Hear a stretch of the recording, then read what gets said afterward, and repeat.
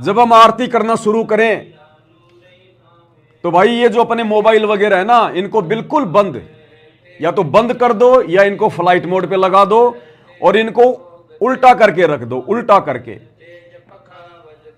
ताकि हमें किसका फोन आ रहा है वो भी ना दिखाई दे, वो भी ना पता चले, हमें हमारा ध्यान बिल्कुल ना भटके। आरती उसी भगत की सफल होगी जो भगत आरती के समय केवल आरती का ही काम करेगा।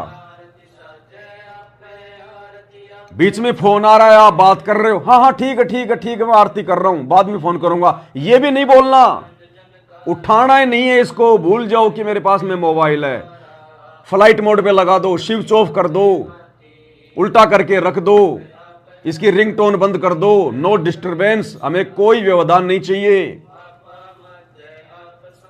काम धंधा बड़ा नहीं है भगवान की आरती से, भगवान की भक्ति से।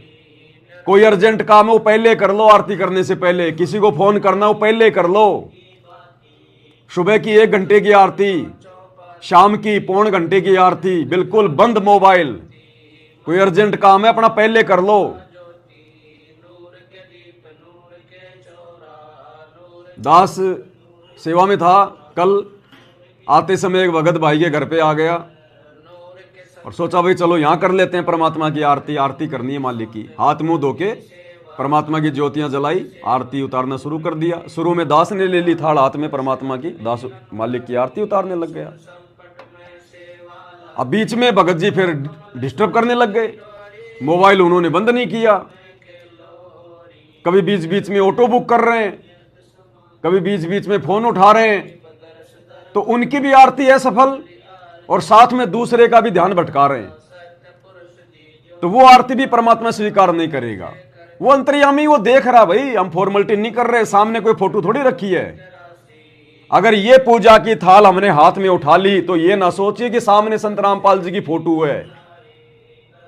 सतगुरु रामपाल जी साक्षात विराजमान है, साक्षात, वरना ये आरती हमारी सफल नहीं हो सकती। पांति पंच पोप कर पूजा, अगर गुरुदेव भगवान साक्षात सूक्ष्म रूप में आकर विराजमान ना हो तो ये आरती हमारी सफल नहीं हो सकती।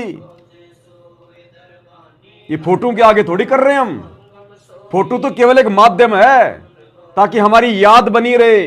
हम फोटो की पूजा नहीं कर रहे, हम मूर्ति पूजा नहीं कर रहे। मूर्ति केवल एक यादगार है। कबीरा दर्शन साधु का, मुख पर बसे सुहाग, दर्श उन्हीं को होते हैं जिनके पूर्ण भाग। हमने फोटो के आगे आरती नहीं लानी है, हमने ये देखना है सामने मेरे गुरुदेव भगवान विराजमान है सूक्ष्म रूप में। अनंत कोटि ब्रह्मांडों के स्वामी, अनंत कोटि कलाओं के स्वामी, जितने मर्जी रूप बना ले गुरुदेव भगवान। गरीब सब पदवी के मूल हैं, सकल सिद्धि हैं तीर, और दास गरीब सतपुरुष भजो अविगत कला कबीर। ये काल 21 ब्रह्मांड का स्वामी 1000 कला का स्वामी है, भगवान है। ये 1000 रूप बना सकता है एक बार में।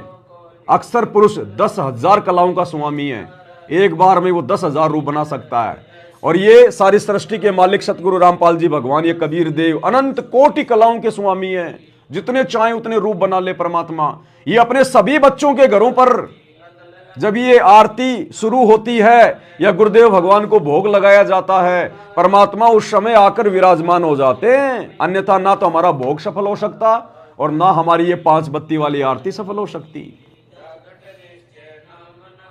तो हमने कुछ नहीं ये सोचकर कि सामने गुरुदेव बैठे, उसके बाद चाहे किसी प्रधानमंत्री का फोन क्यों ना आ जाए, भैया बाद में तो बाद में, कोई डिस्टरबेंस नहीं किसी प्रकार का। घर में कोई मर रहा है, कोई पैदा हो रहा है, हमने देखना ही नहीं है। पैदा होने वाले को भी यही संभालेगा और मरने वाले को भी यही देखेगा। आरती के समय कुछ नहीं भाई,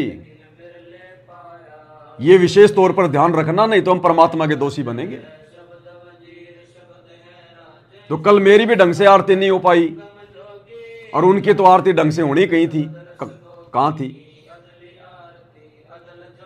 तो भाई और बहनों, ये बातें जो परमात्मा जो बुलवा रहे हैं ना, ये हमने इन बातों को गांठ बांध लेना है। भगवान नहीं बताएगा तुम्हें सारी बातें आके ये इस प्रकार से कि ये करो वो करो, ये करो वो करो। 10 साल से परमात्मा दास के माध्यम से ही अपना संदेशा दिलवा रहा है। और यही करना पड़ेगा आने वाले समय में सबको अपनी भक्ति सफल करने के लिए। इन संदेशों को हल्के में मत लेना बिल्कुल भी, नहीं तो भक्ति सफल नहीं होगी, परमात्मा नाराज हो जाएगा।